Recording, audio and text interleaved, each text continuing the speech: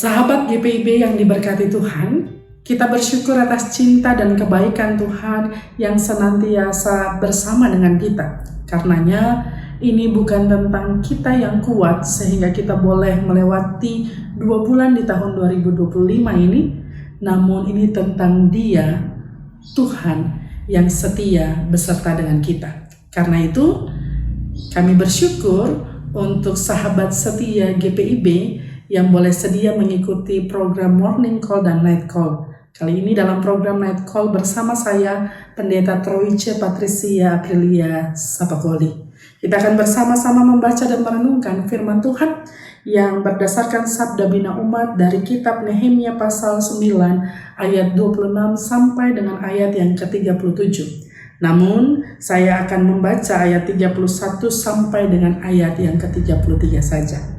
Sebelum kita membaca dan merenungkan firman Tuhan, mari kita berdoa.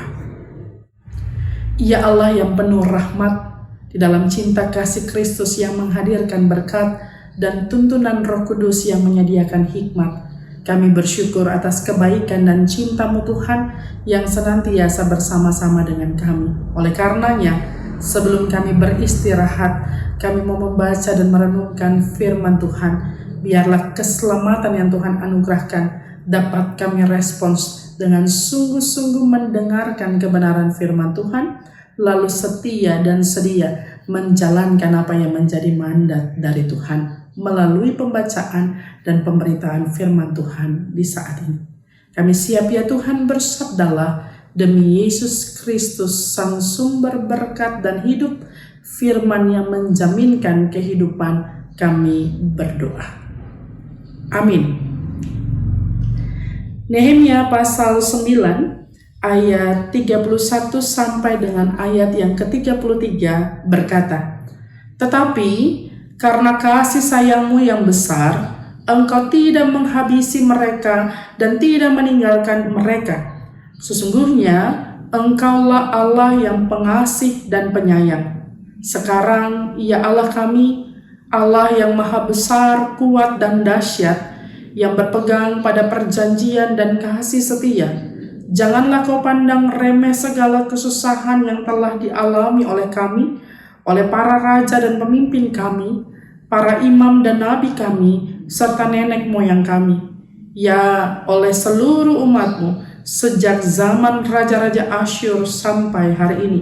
Engkau adil dalam segala hal yang menimpa kami. Sesungguhnya Engkau berlaku setia dan kamilah yang berbuat fasik." Demikian pembacaan Alkitab. Berbahagia setiap kita yang membaca, merenungkan, dan melakukan kebenaran firman Tuhan. Terpujilah Kristus. Haleluya. Sahabat GPIB yang diberkati Tuhan, say sorry and be sorry merupakan dua hal yang berbeda. Yang satu bicara soal meminta maaf, yang lainnya bicara soal merasa bersalah dan karenanya sungguh-sungguh memperbaiki kelakuan supaya kemudian permohonan maafnya diterima dan ia sendiri merasa bahwa ada perubahan yang nyata, lalu tidak lagi gelisah karena rasa bersalah yang ia rasakan, karena akan ada perubahan nyata yang sungguh-sungguh dikerjakan. Dalam perjalanan kehidupan kita saat ini, seringkali orang hanya sekadar minta maaf, tapi tidak sungguh-sungguh merasa bersalah. Banyak sekali klarifikasi permohonan maaf hadir di media sosial karena melakukan kesalahan. Namun, sungguhkah mereka minta maaf? Sungguhkah pernyataan maaf yang dilontarkan berbanding lurus dengan perilaku hidup? Ataukah mereka hanya menunggu masa jeda? Lantas ketika netizen sudah tidak lagi hadir di akun media sosial mereka dengan cibiran, nyinyiran, bahkan tuntutan permohonan maaf, mereka kembali melakukan hal yang sama. Dan karenanya sebenarnya ini perlu dipahami dengan jelas dan dimulai. Kalau kita lihat Nehemia pasal 9 ayat 33 itu dimulai dengan penempatan yang jelas. Ketika seseorang sungguh-sungguh merasa bersalah, maka ia tahu persis ayat 33 bilang, "Sesungguhnya Engkau berlaku setia dan kamilah yang berbuat fasik." Mereka tahu persis ketika memohon pengampunan dari Tuhan. Mereka menempatkan Allah pada posisi yang tepat. Allah lah yang setia, sementara umat seringkali berlaku fasik. Bangsa Israel sadar betul dalam pemulihan yang Tuhan anugerahkan. Mereka sadar betul pengalaman-pengalaman dosa yang dilakukan oleh nenek moyang mereka. Berkali-kali Allah selamatkan, namun berkali-kali juga perilaku hidup yang tidak sesuai dengan kehendak Allah dilakukan. Karenanya, kita perlu belajar dari permohonan maaf, doa, dan pergumulan yang sungguh. Itu dimulai dari perasaan bersalah dan menempatkan diri di bawah Allah dalam kesungguhan dan ketulusan. Karena seringkali yang terjadi, jangankan kepada Tuhan, kepada sesama pun demikian, atau mungkin bisa dikatakan sebaliknya, jangankan kepada sesama, kepada Tuhan pun kita lakukan hal yang sama. Seringkali kita merendah di atas bukit. Kita memohon maaf, tapi kita sedang menyombongkan diri. Kita memohon maaf, lalu mengintimidasi orang lain untuk dia pun turut merasakan salah. Permohonan maaf yang tulus datang dari perasaan tahu diri, rasa bersalah yang sungguh, dan karenanya tahu tempat bahwa Allah lah yang setia, kitalah yang fasik. Ketika kita selesai dengan semua persoalan ini, pengakuan yang sungguh betul-betul datang dari kerinduan untuk diampuni, karenanya sungguh-sungguh merasa bersalah dan memperbaiki diri. Maka dalam relasi kita dengan sesama pun demikian. Gereja secara institusi maupun orang-orang percaya di dalamnya. Ketika kita pun hadir dalam keluarga dan ketika ada perjumpaan dengan masyarakat, kita menjadi orang-orang yang mau terus memperbaiki diri, membaharui diri.